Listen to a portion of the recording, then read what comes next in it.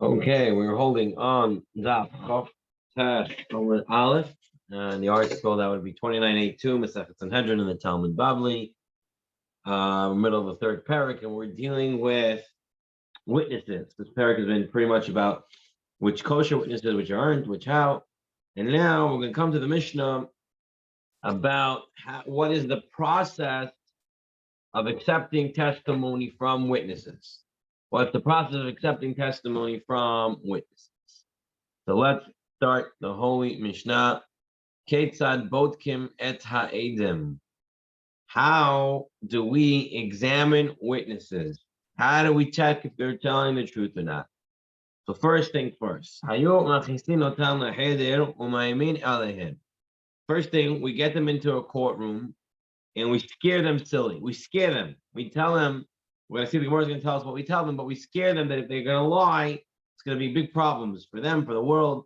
So therefore, first thing, we scare them that they should say the truth. Then we take everybody out of the courtroom. That's everybody, all the spectators. But the judges and the litigants, the Baalei Din, the people who bring in the court case, they stay there.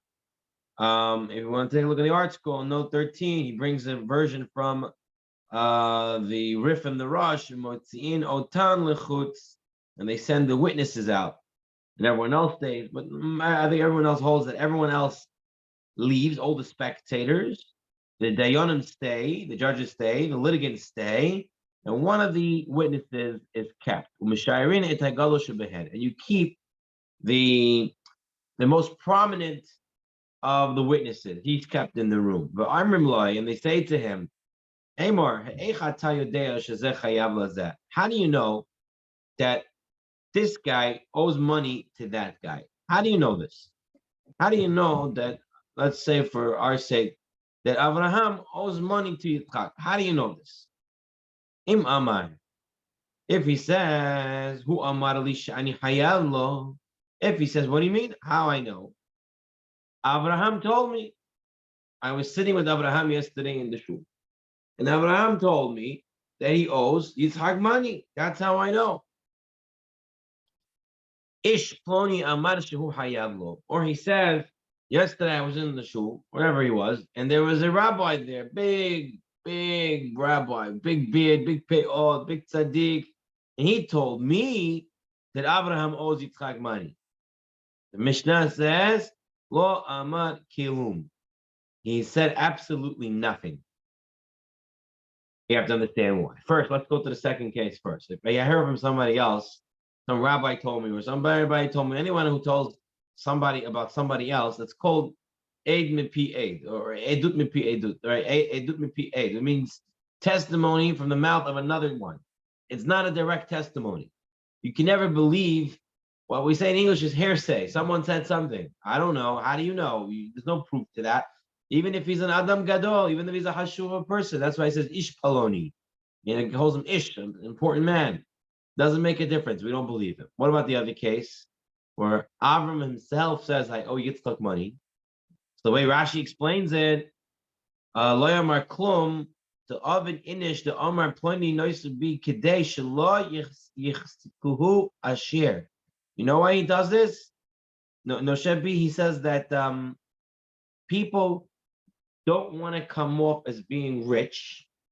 They don't want to come off that they have a lot of money. So they pretend that they owe money to people. So just because he says, I owe that guy money, doesn't mean he actually owes him. Just means he's saying it in order for people not to think he's that he has got money. I'm sure everyone has some sort of experience. You try to borrow money from somebody. I can't. I'm busy. I'm tied up. This and that. I owe this guy money. All he tells you all his stories. Whether it be true or not, we don't know. But the Rashi says people say that. People lie. And people say, I owe people money in order for people not to think that he is rich. So therefore, he didn't say, by hearing him say that, doesn't mean anything. So what's the type of testimony that is being believed? First of all, if he actually sees the loan going on, meaning he sees that they're transferring money, that's good edut. But now we're not talking about the actual transfer of money. We're talking about admission. Someone is admitting, and he's reporting what someone is admitting. That doesn't work. Fanenu hoda'a lo. Shehu chayav lo 200 zuz. The witnesses have to say that in our presence, he said he owes him 200 zuz. So this is what the witnesses are saying. So let's say I'm the witnesses. Moshe and Aharon are the witnesses. So I'm Moshe, I'm the more prominent. They keep me in the room first. They say, what do you know? And I say, me and Aharon were in the room, and they told me that I was a witness. And then Abraham said he owes money to Yitzchak, 100,000, whatever it is. That's the testimony that would be believed. Ad she'omar, v'fanenu hoda lo, in front of us they admitted, shehu chayav lo 200 zuz, that he owes him 100 zuz. That is the admission that is believed. Now, the Mishnah here says, until they say in front of us, ad she'omar b'fanenu, in our presence, in the plural. Right, first-hand witness, right? They're first-hand, but not only first-hand, they were told that you are witnesses. We're going to see that makes a big difference, because otherwise the guy can say, I was just joking. We're going to get to that shortly. But I was there, I saw it, and they told me it was going to be witnesses. Now, do the two witnesses have to see it at the same time? Or could they see it at two separate times? So the Baal Ma'or says, the Mishnah says, Ad she'omar b'fanenu, until it was said in front of us. He says the Mishnah is saying in front of us. That means it must be that the two witnesses witnessed it at the same time. But if they came one after the other, it would not be believed. Meaning, if I was there first, and Abraham says, I owe you $100 to Yitzchak, and then then Aharon comes, and Abraham says, oh, I owe $100 to Yitzchak. According to the Baal Ma'or, that is not going to be a good testimony, because we didn't see it together, because Abraham can say, oh, the reason why I said I owe him, because I was joking, and there wasn't two Adim there, so I didn't believe that they're going to give testimony. I was just playing around, but there's only one aid there. The Ramban, the Ramban though, the Ramban, Nachmanides, he argues, and he says, no, that doesn't make a difference. If there's one aid or two aidim at the same time, but if there's one aid and then another witness comes later, still that would be believed. Even though the Mishnah says b'fanenu, in front of us, doesn't mean we have to both be there at the same time. Shach wants to say that if it's right after each other, that I'm there, and then Aharon comes, it's like a second in between, that even the Baal Ma'or would agree and say that the witness's testimony would be acceptable. However, they bring from the Kesais that says no. The Baal Ma'or holds like the Ravad that it has to be actually together. They come one after another, even if it's a second apart, it's still not going to be accepted. So that's just a diuk on the word b'fanenu from the Baal Ma'or, that it has to be together, where you have the Shach and the Ramban, that as long as it's one after the other, it's okay. It's still considered b'fanenu. Okay, now the Mishnah continues. So what do we do next? So now we finish talking to the first witness. We bring in the second witness. Now, if their words equal up, meaning the story that they say matches. Now, before we understand what it means, matches, Shulchan Aruch tells us that cannot match word for word. It cannot match word for word. It's exactly the same script that they're using. Then we have to be scared that they were practicing, and they came up with a script and a whole skit, and we can't believe it. What it means that the words are equal, it means that the story they're saying has the same details, but they're saying it in their own words, from their own perspectives. And if that's the story, then we believe them. And then the judges start to deliberate. Now, when the judges start to deliberate, they send everyone out. It's just the judges now there. Now what happens? Shnayim omrim zakai. If two of the judges say he doesn't owe any money, ve'echad omar chayav, and one says no, he does owe the money, zakai. Then he's not liable. He doesn't owe any money because we have acharei rabim lahatot. We go after the majority opinion. Shnayim omrim chayav. If two say he owes the money, ve'echad omer zakai, and one says he doesn't owe the money, chayav. Again, you go with the majority opinion. Now, what happens in another case? One says he owes the money. One says he doesn't owe the money. Or or even if two say he doesn't owe the money, or two say he does owe the money. And one of them says, I don't know which way to go. They have to add two more judges. We cannot close the case with two judges giving an opinion. Basically, if you start in a court case with three and only two give an opinion and one says, I don't know, you don't have three opinions, you cannot close the case. So you have to add two more people to it. Even if both of them say he is patur or he's chayav. So no matter what the third guy says, it wouldn't make a difference. Still, you started a court with three, you need to end it with three opinions.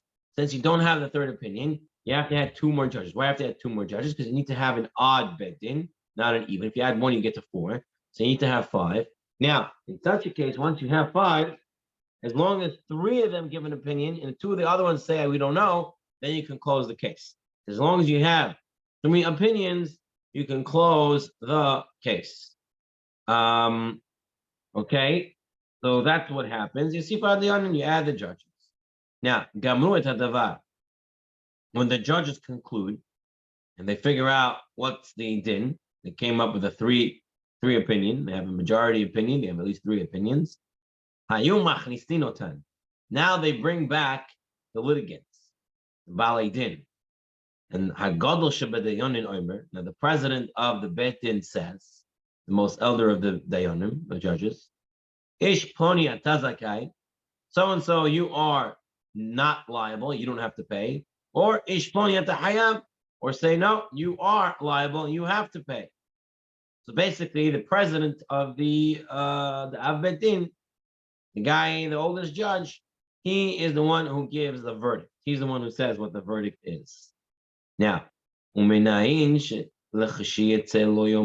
we know that when the litigants leave, the judges can now come and tell the litigants, the truth is, I wanted to free you. I didn't want to make you pay. But my friends, what could I have done? The other judges, my colleagues, they outnumbered me. Basically, he wants to show himself as a good guy. So he comes and tells them, hello, I wanted to rule in your favor and make sure you didn't pay. But what can I do? My colleagues didn't see eye to eye with me and they made you. He's trying to come off as Mr. Nice. That's not allowed. This is what it says in the pasuk. You're not allowed to be a gossiper among your people. Now, how do you know it's gossiping? All he's saying what happened. So the Mishnah brings, it says in Mishlei, a gossiper is someone who reveals a secret. Here the Bedin was working in secret to coming to the verdict. And the reason why they have the president say it is because that's his job, that's his function, he's the oldest one. And no one would know whose opinion was what. The Chav Shalom, sometimes you give an opinion that someone doesn't like, you can just imagine what that guy can try to do to the Dayanim. So therefore, they should not tell, and you cannot come and afterwards say, oh, I try to be nice to you. They weren't, because that is considered gossiping. Okay, now starts the Gemara. We had in the Mishnah that you have to scare the witnesses before they give testimony. Scare them to make them say the truth. What do we tell them? What do we tell the witnesses? This is what we tell them. Comes the clouds, comes the wind, but there's no rain. Why? When a man takes pride in a dishonest gift, you're taking money and you're lying, you're going to cause the world to go into famine, to not to have food. That's going to scare them. Rabba said to Yehuda, but you know what these witnesses can say? There was a saying they had in their day. A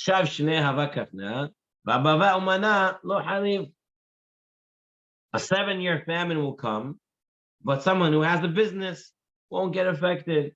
So basically, they'll say, listen, we're okay. Big deal, no food will come to the world. We have money, we have good businesses, we'll survive. According to Rabba, what do we tell them? Tell them different pasuk. It says, Mifitz v'heriv v'het shanun, a club, a sword, and a sharp arrow. When a man bears false witness against his fellow, you're going to cause death to come to the war and into the world. War, pestilence, diseases. It's going to come because you're lying. So Rashi says, nah, they're not going to get scared. They're going to say, what? They became all religious now. They become rabbis. What are they going to say? 7-year plague may come, but no one dies prematurely. Hashem destines when everyone's going to die. So therefore, even if I lie, big deal. I'm going to die when I'm supposed to die. I'm supposed to live 70 years, 80 years, 90 years, whatever it is. I'm going to die then. So you're not scaring me because I'm going to die. He has emunah that he's going to die when planned. He's making a big mistake. We already learned this a long time ago.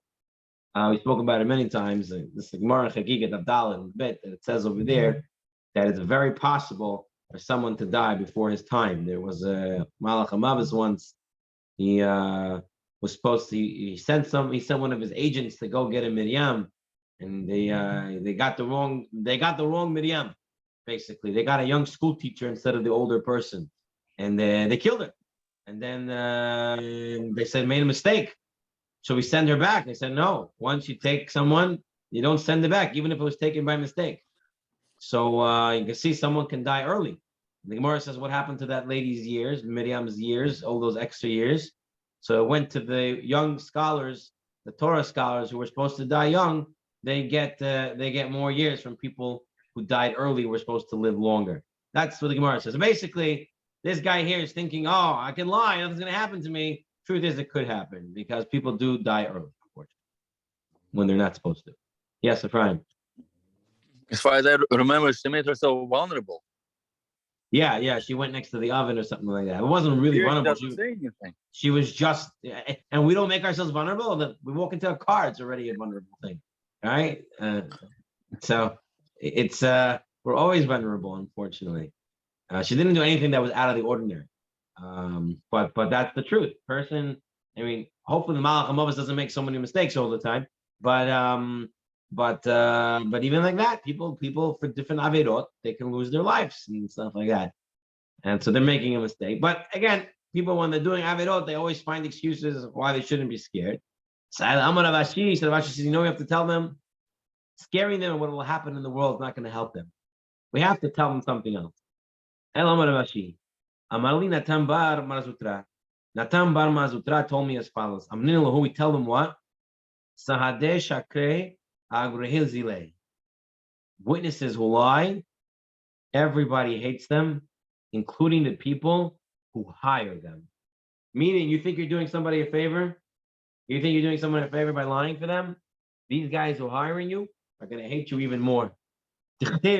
How do we know? When King Achav wanted the field of Navot, right? Queen Jezebel decided to take into her hand what to do. She got 2 false witnesses to say that Navot cursed Hashem and cursed the king, which is Hayav Mitah. And she got these 2 false witnesses. And when she's talking about them, she says, Vehoshivu Shenaim Anashim And they returned these two men. What type of men? Bnei Vilia'al, disgusting, corrupt men, negdo, opposite him. Ve'edu lemor, and they said testimony, Berachta Elohim v'amelech. He cursed Hashem and the king. So you see that Jezebel and Ahab, both of them viewed the people they hired as corrupt, disgusting people. So we tell the witnesses, you think you're helping someone out? You think they're gonna like you? They're not gonna like you. No one's gonna like you. It's gonna be very bad for you. Rather tell the truth. And that's how they scare them. The Meiri and the Rambam basically say that when we scare them nowadays, we use all three statements. We scare them with all three, with the food, with the famine, with the war, and the pestilence, and with the fact that absolutely no one is going to appreciate what they did or appreciate them. All right. Now, we said, if the guy says, if let's say me and Solomon, just imagine Solomon and Ephraim are not brothers, okay, just for this scenario. Me and Solomon, we're in shul one day, and Ephraim says to Avram, I owe you $100, right? And we said that means nothing. If Ephraim says that he owes someone $100, it doesn't mean anything, because all he's doing is saying that don't ask me for money because my money is tied up with other people, which is not really true. He just doesn't want people to bother him about money. Now, what happens if Avram comes and says to Ephraim, and me and Solomon are there, and Avram comes and says, you owe me 100. And Ephraim says, sure, I owe you not only 100, I owe you 200, or whatever. He admits to it, he admits to more, whatever it is. And he admits to it. And me and Solomon are there, right? And we're witnesses to it. Let's see what happens in this case. Okay. Nothing is good until he says, the witness is not believed until he says, I heard Ephraim say he owes money to Avram, and they said that we were the witnesses, that me and Solomon were to be witnesses.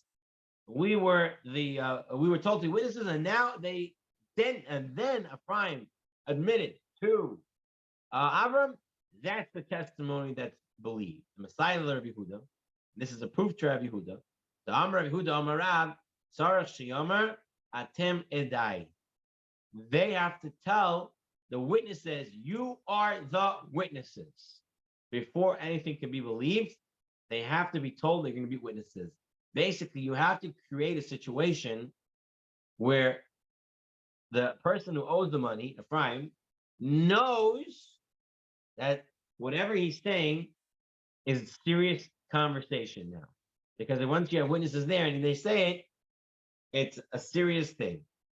And he's going to be careful to speak the truth. Now, the Rambam says you don't have to actually say you're going to be my witnesses. As long as Ephraim knows, as the person who owes the money knows, that this is a serious conversation, this is not just one of the jokes, that he can make, then he doesn't have to actually say you're my Adam. The fact that it's a serious conversation and the witness is there will make him know that he has to be serious. But if it's not a serious conversation and he doesn't see the witnesses, then he can always say that he was joking. Itmar Nami stated as follows: Avram comes in and he tells Ephraim, you owe me 100. You have 100 of mine. You have $100 or $100,000, whatever you want to say, of mine in your pocket. You owe me.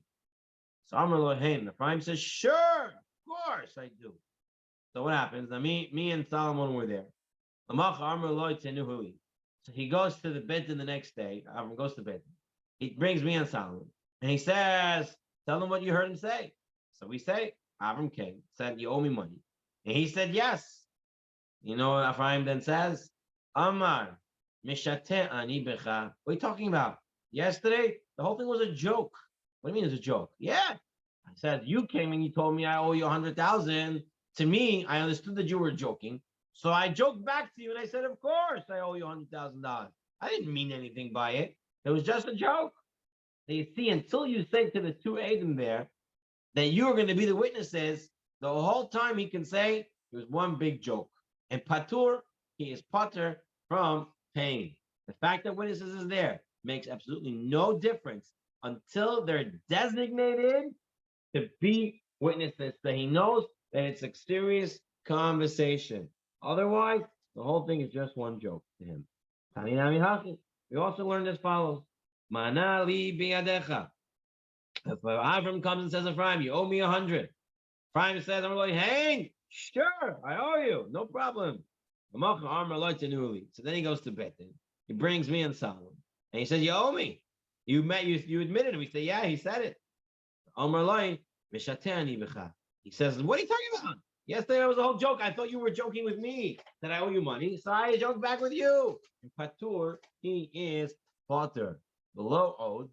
And furthermore, not only that, but let's say Avram comes and he says to me and Solomon, go hide behind the mechitza. And I'm going to talk to Ephraim on the other side of the mechitza so he doesn't see you. And then Avram comes to him, where me and Solomon are hiding behind the mechitza. And he says to him, you owe me 100. Ephraim says, sure, and of course. Now Avram says, would you admit in the presence of so and so? Would you? Now you told me you owe me. Would you go ahead and admit this in front of witnesses? And remember, we're behind the mechitza. We hear everything. And Amar Allah, he says, no. I don't want to admit in front of witnesses. Maybe they'll take me to Beit Din. So now he pretty much says, I owe you money. I just don't want to admit it in front of witnesses because I don't want to be taken to Beit Din. Tomorrow, the Machar, so tomorrow Avram goes, the next day, Avram goes to Beit Din. He brings me and Solomon. He says, you were hiding behind. What happened? And we say the whole thing. We say that that he asked him. He said, yeah, he owes him. They said, would you take witness to listen, do it in front of him? He says, no. And what can Ephraim say at that point? He can say, Amr Eloi, what are you talking about? The whole thing was a joke. That's why I didn't want witnesses there, because I was joking around. That's why I said no witnesses. And Patur, and he is Patur from paying. So as long as he keeps saying that he was joking around and there was no Edim and it was not a serious conversation, therefore he would be Patur. So again and again, we see until the witnesses are designated, it's one big joke. One big joke could be. Then the Braita says, "Ve'en ta'anin lemesit." We do not give excuses on behalf of an instigator to avodah zarah. If someone is trying to make someone do avodah zarah, we have to kill him, and we don't come up with excuses for him to keep him alive. And what exactly is this doing over here? Gemara says, "Mesit man dechar shemeh." Whoa, who's talking about an instigator? Where are we even talking about someone making someone do avodah zarah? How does this fit into the Braita? So hasurei mechzarei v'achiketani. The Braita is missing a few words. Let's fill it in right now. What should say as follows: if Ephraim comes to Bedin and they say this whole story, he came and I said, "Oh, you 100?" He said, "Yeah." And I say, "You want a witness?" No, this, that. And let's say Ephraim doesn't say I was joking. He doesn't say anything. Imlo ta'an in tonin lo. If the defendant does not give an excuse for himself, Betin does not give him an excuse for him. Meaning, Betin doesn't go ahead and say, Ephraim, say that you were joking. Now, that's his lawyer's business to tell him. But the Betin cannot give him that excuse. But when it comes to capital cases, where someone is on death row, possibly to be killed, even though he doesn't give an excuse for himself to be able to stay alive, the Betin gives an excuse for him to keep him alive. We don't want to kill people, right? We want to save people. So we come up with reasons and his excuses to try to exonerate him. But when it comes to a person who does avodah zarah, who says to people to do avodah zarah, and he causes them to do avodah zarah, we do not give him excuses to keep him alive. Rather, we have to kill him. Mashina misit. What's the difference by an instigated to Avodah Zarah? Samari Bihama bar Hanina. Mifriked Ribihya Barabash Miyali. I heard from the lecture of Ribihya Baraba, I learned as follows. Shani misit. By an instigated to Avodah Zarah, it's different. The Rahmana Amar, as the Torah itself says in Divarim, Yud Gimel, Lo Tachmo, Lo Techaseh Alav. You're not allowed to be merciful to him. You're not allowed to protect him. To make someone go to Avodah Zarah is a terrible, terrible sin. And we have no rights. We have no rights to try to protect him. Rather, strictly, we must kill him. Therefore, we don't give excuses for a person who is an instigator. Similarly, we don't give excuses for someone who owes money. But for capital cases, or someone else can die, we would give excuses for them to try to keep them alive. Now, Amar Rabbi Shmuel bar Nachman Amar Rabbi Yonatan. Where in the Torah do we see a case that we don't give excuses for an instigator of sin, someone who caused someone to make avodah, to make an avera or avodah zarah? How do we know? Minahash hakadmoni. We know it from the primordial serpent, the first avera of the snake, that he made Hava eat from the Etz Hada'at. Because Hashem went and he asked Hava, why'd you do that? Adam, why you do that? Hava, why you did that? He never asked and he never gave an excuse for the snake. The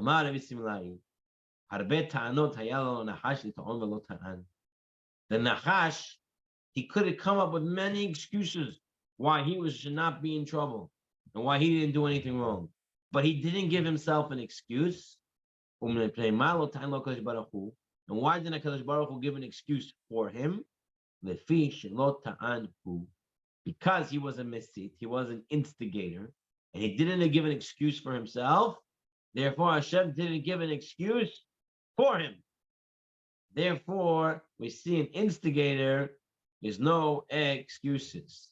Now, we said an instigator to Avodah Zarah. How is it Avodah Zarah? Well, it is, because what did the Nahash tell them? That once you eat it, you'll become like God. That itself is Avodah Zarah.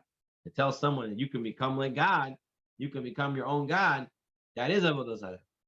And so we see, since he didn't give an excuse for himself, Hashem didn't go ahead and give him an excuse either. So what would have been the snake's excuse? What would have been the snake's excuse? He could have said very simply, Divrei harav v'divrei talmid divrei misham'in. If the rabbi says something and the student says something, who do you listen to? To the rabbi or the student? No, you listen to the rabbi. So why'd you go and listen to me? You should listen to Hashem. Hashem said Hashem said don't eat it. Why are you listening to me? It says to eat it. And that's what he could have done. Divrei harav shorin. Listen to the rabbi. The Aaron Yaakov says, the Gemara says many, many excuses. What other excuses could he have given? So he says he could have said the same thing over and over again, saying a father and a son says something, a mother and a daughter says something, or a master and a slave says something. Who do you listen to? Again, could have used all those type of things, and that could have got him off. Now the Mefarshim asks, you can look at note 39. The question is, the person who instigates people to do Avodah Zarah could say the same thing. What do you want from me? Why are you trying to kill me? Divrei harav, but divrei talmid, mishomin. Who do you listen to? Why listen to me when I told you to do Avodah Zarah? You should listen to Hashem and not do Avodah Zarah. So why does he get punished? So the Tosafot answers, because the Torah says specifically by Avodah Zarah, someone who instigates, you got to kill him. By other averot, it doesn't say that. But by Avodah Zarah, it does say that. And the serpent, all he did was to say to eat. So he could have gotten it as an excuse. But the person who actually makes someone do Avodah Zarah, he, on the other hand, the Torah says you have to kill him. So that is the excuse that the Nahash could have got away with. Ephraim, you had something to say? I saw you. No? Okay. Amar Hiskiyah. Is Yes, Nachash Ephraim. considered a chavruta or no at that time? Say again. Was Nachash considered a chavruta at that time? How Karuta? Because he was always with them. He was working for them. No, that's what it says in the Midrash. He was working for them. So I remember reading somewhere he was supposed to be working for them, like a servant or something. Yeah, okay. Yeah. Now listen to this next part. Amar Hiskiyah. Menayin shekolam osif gorea. How do you know that someone adds something, he actually is causing a detraction? That adding to Hashem's laws is actually causing a detraction to Hashem's laws. Shene'emar, as we know, Amar Elohim lo tichlu mimenu v'lo tig'u bo. Chava said to the snake, Hashem said, don't eat it and don't touch it. Hashem never said, don't touch it. Hashem said, don't eat it. She said, don't touch it. What happened? He pushes her to the tree, says, look, you didn't die. You see, you touch it, you don't die. And you said you can't eat or you can't touch. So if you can touch and you won't die, then you can eat and you won't die. You see what happened?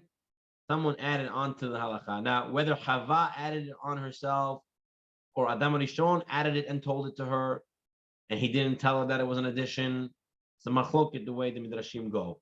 Some Midrashim say Chava added it on her own, not realizing that she added it. She thought it was part of it. Or the other version is Adam Rishon told her, because he said women are, kalot rosh, they're very easily to make a mistake, so I got to tell her not to touch it either, to protect her even more. But he never told her that the ikar hadin, that the main law is not to eat it, and therefore she got confused. But the Gemara wants to say, you see, when you add on, you actually lose out. Now, this is not just, especially in halakha. Sometimes people add on all sorts of halachot, all sorts of chumrot, and they tell people, this is what you have to do, this is what you have to do. And then what happens is people can't do it, either because it's very long or it's very hard or whatever it is. And then they say, if I can't do this, I can't do everything already. And they give up on everything. So it's very important when you teach halakha, say, Ikar Adin is like this. Chachamim added on this and this in order to protect us from that and that. This way, everybody has it clear. And everybody understands what is the main law and what is the side laws. Now we're talking to people who have respect for our laws and stuff like that. Some other people who don't have any respect, sometimes you do have to say things that may not be, very clear. But as long as you know they'll listen to you, and then eventually, as they get more and more learned, then you can explain it better and better. But that is very important to understand. Adding on is actually a detraction. I'll give you another idea from where I see this from. Sometimes, like during the davening and tefillah, some shuls, they stretch and stretch. Here, for example, they add musafim, they add extra aliyot. So they think they're doing a big mitzvah, adding on extra musafim. Then what happens during musafim? Everyone says, I already heard it already, right? So everyone starts to talk. Gav, gav, gav, everybody talking, the whole shul, the Torah is reading, and everybody's talking. How is that a mitzvah? It's not a mitzvah at all. Rather, what you did was a big avirah. Don't make the musafim if you know people are going to be talking at that point. If you're going to make the musafim, actually, the halakha tells us you're making musafim, you have to already know in advance. And you shouldn't repeat the same words over and over again, same sukim. Rather, you should break up one of the aliyot or more than one aliyot in order to every aliyah read something new. Because otherwise, that's what will happen. People will start to talk and you're losing out. And you're losing out. You're losing more than you're gaining. You're not gaining anything. Some people say you get $18, $20, whatever it is that they get from the shul, and then everyone else is doing averot. It's shekoha mosif gorea. Anyone who adds on is actually detracting. I've seen it in another scenario, and then we'll just move on. I want to just explain this idea applies in a lot of places. It was a shul that we were davening in that they decided that they're gonna say more tefillot on Rosh Hashanah. They want to make extension of the tefillah. Chazan was stretching. They were adding more yihiratzon, more l'shem yehud. And what happened? People can't stay in the shul for so long, so they walk out. They talk. They go do something else. And what happens is you lose people in the tefillah. People are not staying around. People are not listening to the whole shofar. People are not doing all those extra things because someone added on some extra stuff that they thought was nice. But on the other hand, it detracted. So I'm not saying you can't add things and you can't make things longer, but rather it has to be done b'chokhmah. As you see, if you add on, anyone who adds on ends up detracting. You have to know how to do it in a way that won't detract. Now, to bring more proof to this, Rav Mesharshia Amar Mehacha. Rav Mesharshia says, we see it from here. It says in the Mishnah, and it says in the Torah, Amatayim Achitzi Orko, that it was 2 amot and a half its length. Talking about the Aron. Now it says the word amatayim. Take away the aleph, and the word becomes matayim, 200 amot. But the fact that there's an aleph, an extra letter in front of the mem, it becomes from 200 and it becomes 2. So you see, when you add even one letter, you went from 200 to 2. Ravashi Amar, similarly, it says, Ashte Esei Yeriot. There are 11 curtains in the Mishkan. Now, if you take away the letter ayin, it becomes shte esre, 12. You see, one letter ayin already went from shte, from 12 to 11. Again, we see that adding on is actually removing. Better to, if you wanted to be bigger, to have less. Less is more. I think that's the moral of that Gemara. Okay. So far, so good. Let's move on to our next case. Amar Abai.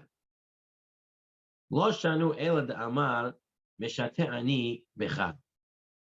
You know, when we say we believe Ephraim that he doesn't owe any money, it's if when he says, "Oh, when I told you yesterday I believed you, when you came, Avram, you told me you owe me, I owe you money," and I said, "Yes, I do." That's only if he uses the excuse, "I was joking with you." Ava Amar. But let's say Avram goes to Beit the next day and he brings me and Tom. We're the agent. And we say, yes, Ephraim agreed yesterday. He said he owes the money. And Ephraim said, instead of saying I was joking, he says, Lo hayu dvarim me'olam. I never said such a thing. Never, ever. Did we ever say something like this? What happens then? Muksach kafran. Then we say he's a liar. It happened. We have proof that it happened yesterday. The fact that you're saying not, it means you're lying about everything, and you have to pay. Amara papa b'rederav acha barada, achi amnina mishmei derava. No, Rava said different. Rava said, Kol milei dichdi, lo dichri inshi.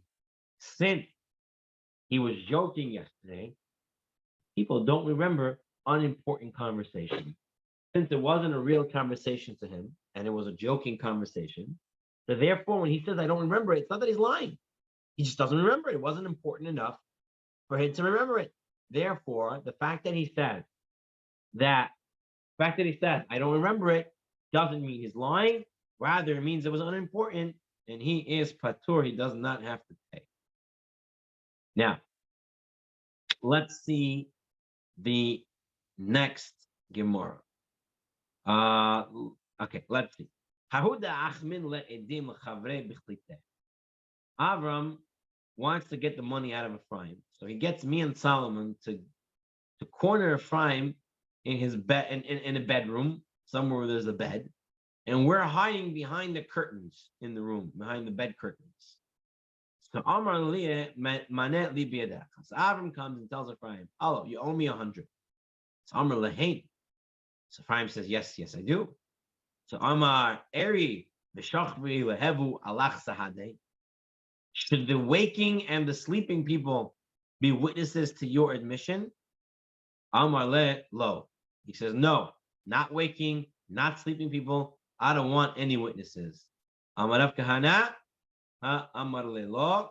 Since he said no, therefore, whatever he answered, he could say was a joke, and therefore he's not obligated to pay. Similar story. There was a person, Ephraim was working in the graveyard, and Avram wanted to get his money back from him. So Avram has me and Solomon come to the graveyard, and we're hiding in one of the graves.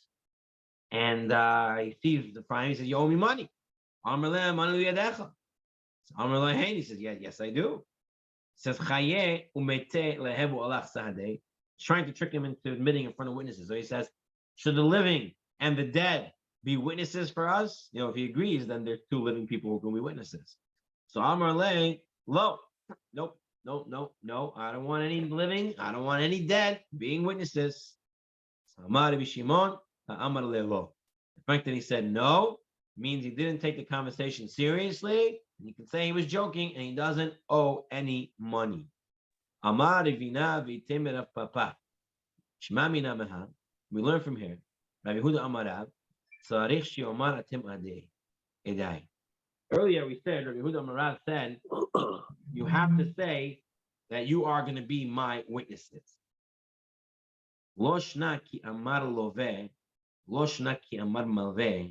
It doesn't matter if the person who owes the money says it, that you're going to be my witness. The Ephraim says, you two be the witnesses.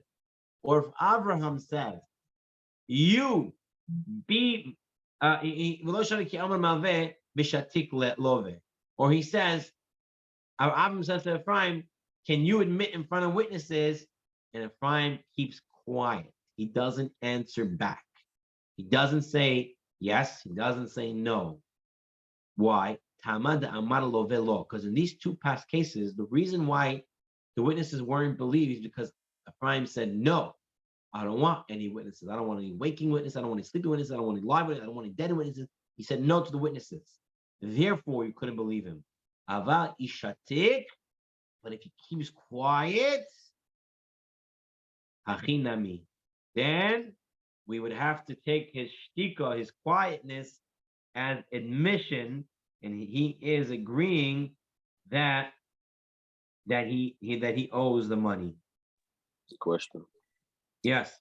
The one that owes can be very clever and intelligent, and he knows the halachot, and he can just always deny the witnesses, right, and always avoid the payment. Right. So how can the one that gave the money get his money back? Right. It's almost impossible. Right. So that's why the most prudent and smartest thing to have done was when he gave the money originally, have witnesses at that time, and or put it down on paper in a contract and get everything signed. That's the way to do it. Unfortunately, there are unscrupulous people out there, and they would take advantage if you give it to them without without a legal context. So why did the rebellion make it so complicated, knowing that people like that exist and they should always? It's not that people that exist that they're making it complicated. Rather, the testimony has to be very clear. You have to have solid proof to what's going on. If it's not a solid proof, we cannot rely on it. So, but the fact that he says, "Oh no, I don't agree with the witnesses," it shows that he's not confident and he may be lying. He can say, "No, I'm joking around. That's why I don't want witnesses here because they're gonna take my joke for serious. But I'm just joking." Which could be the case. I mean, you can have unscrupulous person who walks around saying everybody owes me money. It can go both ways. Some guy just wants to entertain him and say, yeah, I do. Whatever, just leave me alone, right? And then witnesses see that, he owes him money. No, it has to be in a case that everyone knows is serious. It has to be solid proof.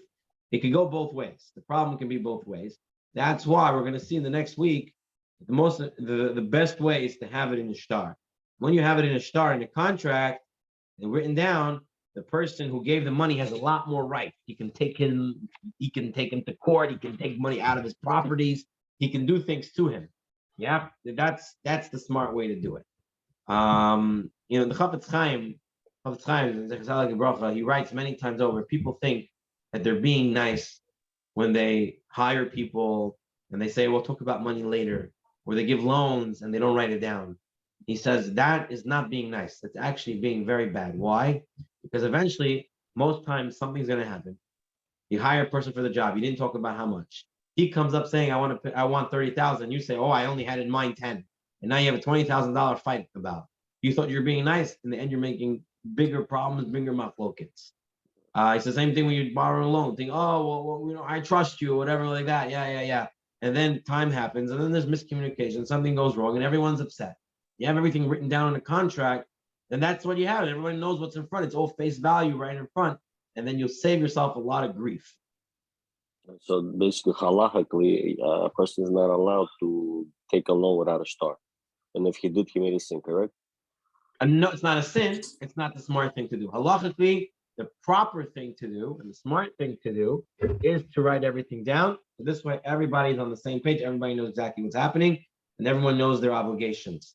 That would be the smart thing to do. Can you give money just like that without any star? Yes, but it's probably not a smart thing to do, especially it's someone you don't know so much or someone you can't trust. And even if it is someone you do, it's always better, Chafetz Chaim says, to do everything with documentation. Right, that's the best way. But I think if I remember correctly, I learned that it's better. Yeah, like you said, it's better to do the star. But if you did without it, you put yourself in a situation, and it's a sin. Don't do that. So Yeah, you have to get a star. Because it's very likely to come to problems. That's when it comes to big amounts, $100, $200, it's not a big deal. But thousands, yes, you have to. And if you didn't, you made a sin because you put both of you in a situation, That's right. court case situation. That's right. It's a very dangerous situation. That's right. It can become a sin. That's correct. That is correct. I know a lot. That's like sometimes I say. Everyone tries to be nice. Oh, I trust you. Oh, I believe you. Yes, I trust you. I believe you. Very good. But let's make it that we don't come to any machlokets in the end. Okay. Let's see a little further. Hahu dehava karle kavreshu. There was one guy. He was known as a kav of death, meaning everybody knew that he owes money to everyone. He's one of those guys that owes money to everyone. Unfortunately, exist such people. They owe money to everyone. Now, one day, Amar, he gets up and he says, Man masik bi in the ploni uploni. Says it's not true. I don't owe everybody money. I only owe Reuven and Shimon money. No one else. So now Reuven and Shimon are very excited because now he says he owes them money. So he admitted. So Atud Tivauli Dine Kamed Rav Nachman. Come to Rav Nachman and they say yesterday he got up and he said that he owed us money. Rav Nachman says we cannot take that as proof. Here we have a comment. Everyone is nice when they take the money. What does it say? I missed it. Here's the chat. Everyone is nice when they take when everything changes once it's time to give back. It's very true. That's why it's better not to get into that. Better to make everything documented. But here he comes, and they come and they say, he admitted yesterday. Amar Nachman says, no, Adam Asushalol is being that small. That what he said is not proof that he owes anybody money. He only said that. The way we have to understand it when he says that is that he's saying that so people don't think he's rich, so they don't come and ask him for money. That's why he's saying that. But it cannot be used as solid proof that he actually owes them money. And we're going to end up with our last story over here. There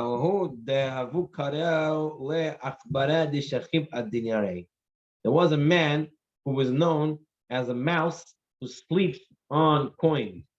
Basically, like Scrooge McDuck. He had a lot of money, and he didn't want to give it to anybody. He's like, Kamsan. He'd rather go swimming in his money rather than give it to anybody to help anybody out. So now what happens? When he was dying on his deathbed, he said, I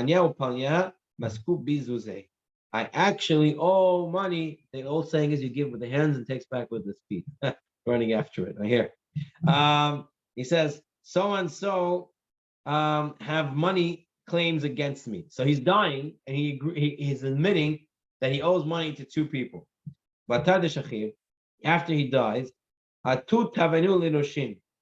people that he admitted to having money, they come to the inheritors, the children, and say, you owe us money. So Atuli Kamed Bishmal, but Rabbi Yossi, they went to Bishmal, the son of Rabbi Yossi. Rabbi Bishmal said to them, when they said a person makes himself not look rich because he doesn't want people to bother him for money, that's meaning when he's alive. When a person is alive and he says, I owe everybody money because he doesn't want anybody to take from him money, that's why he's doing it, to make himself not look rich. But at his deathbed, if he says that, then we cannot agree that, we cannot say because he wants to make believe that he's not rich. Now that he's on his deathbed, we have to believe it, and he actually owes us people money. So paragul plagas. So the children paid half of the amount that they owed. Tavinu l'dinel l'idach plaga. So they wanted the full amount that they were owed. So atula kamed Rabbi Chiya. They came back in front of Rabbi Chiya. So first they went to Rabbi Ishmael, and now they're back by the Rabbi Chiya. Rabbi Chiya had a different opinion. Amar lehu, he said to them, no. Shem sha'adam asu shelo lesbiet atzmo. The same way a person makes it look that he's not rich in order for people not to bother him for money. So too a person would do to make it look like his children don't have money, so people don't come to bother them. So when he on his deathbed said that he owes people money, it wasn't in order to say he really owed people money, but rather so that no one would come and ask his children, who now have a lot of money, for the money, because he said that it actually belongs to somebody else to make himself look a little poor. So Amr Lay, so now these people who got the money, half the money, they were very good people. So they said to Rabbi Chiya, now that you paskin this way, Nezil v'nihadav, should we go and give back the money to the children, the half that we got from them? He said no. Already Rabbi Shmuel ruled, and they went on the basis of Rabbi Shmuel's ruling. Therefore, they don't have to give it back. They can keep the half that they got, but the other half they cannot take. They don't owe them, and that's where we're going to end off for today. Okay, Rabotai, any questions? Yes, what's the halacha on this last story? Does it go by the Rabbi Ishmael or does it go by Rabbi Chiya? You go Rabbi Shmuel, Rabbi Chiya.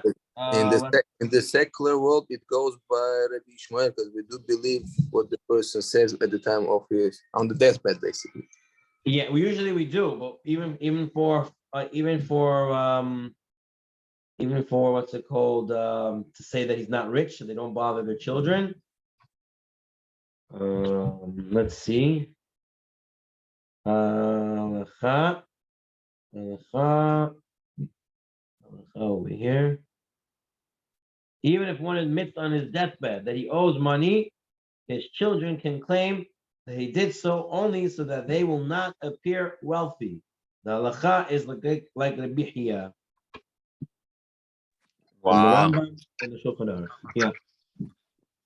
Usually we say when a person is at his deathbed, he usually realizes his mistake. He wants to kind of go clean. Yeah, only so much, not for money. Only for what? Only for so much, not when it comes to money. Money he's gonna keep in the family. Even at that moment? That's what he says. You have to assume that he's doing it in order to keep the money in the family. Wow. Thank you. Yeah. All Can right. we say money is the Zara of our generation or no? That was of every generation, no? Okay, so it is considered on that level? Money, I don't know. I mean, I can't really say it's about the Zara, but no, it's something we have to assume that they want to keep the money in the house. They don't want to get the money out, so they'll make up stories to show that they don't really have the money. I mean, you'll see if you know rich people, you'll see like they're very like cheap and they like try to always get a discount. And not all of them, I'm saying, but there are those who are like that. They oh, please give me a discount. Oh, like you from everybody, you're asking for a discount. You got money coming out of your ears, and they're asking for a discount. Oh no, I can't. It's they don't want to appear to be rich. It's Emet Hadavar. Okay. Thank you so much. You're welcome. Shana Tova, Rabbi Moshe. Shana Tova. Thank you. All the best. Thank you. Likewise. Thank you. I wanted to apologize for anything and everything. I'm sorry. Thank you. Yes, because I don't know if I'll have a chance to call you individually. And likewise over here. Please, everyone here in the shir, please be mochel me. I know sometimes I'm a little sharp in the shir. Sometimes I might say things, do things. I give a 9 o'clock shir without any advanced warning. Baruch Hashem. I And hope then everyone Moshe can forgive also me. forgive Baruch me Hashem. Thank you. if I didn't say anything.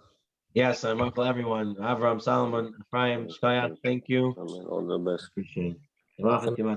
תודה רבה. Thank you. Good morning, Kol Tov, guys. כל טוב.